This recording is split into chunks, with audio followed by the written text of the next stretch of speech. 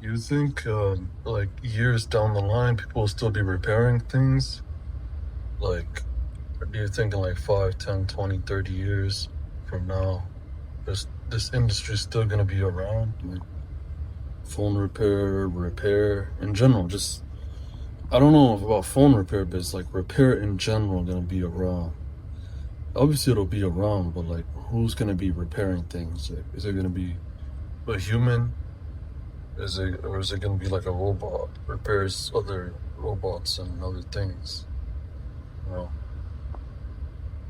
I'm pretty sure, like years down the line, decades down the line, I don't know if it's hard to tell. Like, how do you? Yeah, it's hard to tell. Is a human ever gonna be truly repairing things? Like all the robots, all the electronic, like revolution that's already happening, and it's only gonna get like more embedded into the world. Is the repair for all those electronics still gonna be done by a human? Something I always wondered.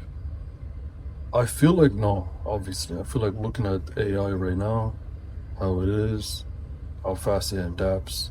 If we could just get robotics to just adapt the same way, I would say probably no, obviously. Is robotics gonna get to that level? Low key, bro, I think so. I think so, yeah. Like to the level where it could do any function a human can do? Yes, probably, yeah. Yeah, I believe it. I ain't gonna lie, I believe it. I believe like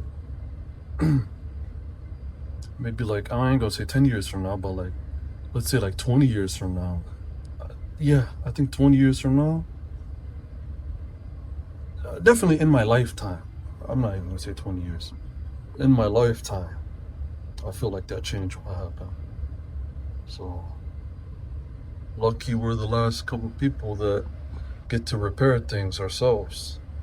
The future people are just gonna be like, oh, you guys used to do this? What the hell, what a waste of time.